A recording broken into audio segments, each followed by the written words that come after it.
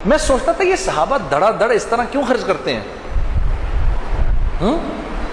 سیدنا عمر نے رضی اللہ تعالیٰ عنہ نے اپنی امارت کے دوران، یہ بھی حیات الصحابہ میں ہے، یہ آپ نے 1000 درہم کی ایک تھیلی لے کر غلام کو دی کہ جاؤ ابو عبیدہ کے پاس، امین الامت۔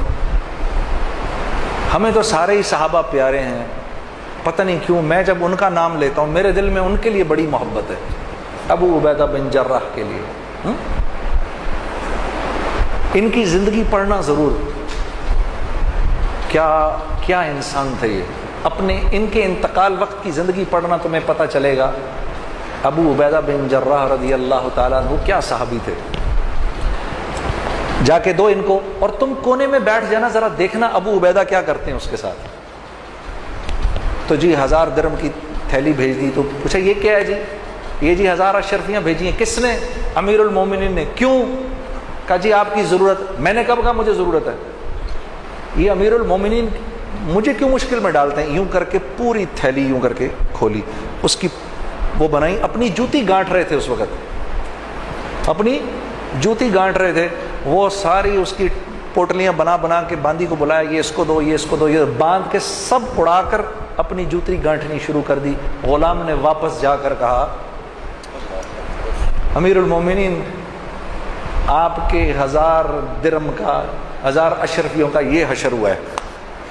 ہاں، زبان سے نکلا اللہ اکبر، اللہ تیرا شکر ہے، کیسے لوگوں پہ تو نے مجھے امیر بنایا ہے۔ پھر 1000 درہم کی تھیلی اٹھائی اور کہا لے جاؤ اب یہ معاذ بن جبل کے پاس جاؤ اور دیکھنا وہاں کیا ہوتا ہے۔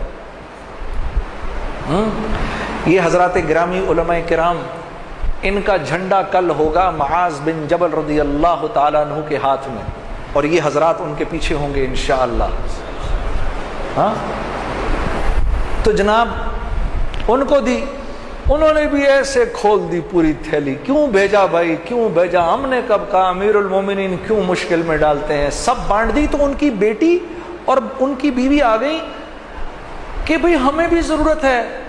کہا اچھا تو پہلے بتانا تھا، یوں تھیلی پھینکی، یہ رکھ لو اس میں جو کچھ بھی ہے، تو 2 اشرفیاں نکلی اس میں سے۔ غلام واپس گیا، کیا ہوا؟ کہا جی یہ ہوا۔ کہا اللہ تیرا شکر ہے، تو نے ایسوں پہ مجھے امیر بنایا۔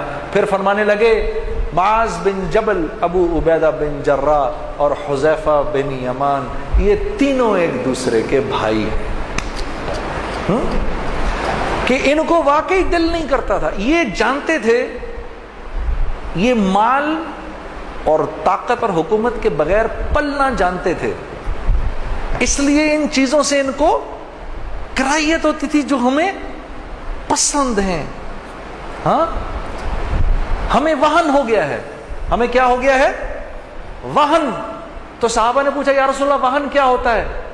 کہا دنیا کی محبت اور آخرت کی کراہیت، موت کی کراہیت ہے ہمیں، ہم مرنا نہیں چاہتے، اللہ سے ملنے کا، اللہ سے ملاقات کا شوق نہیں ہمارے دل میں میرے دوست۔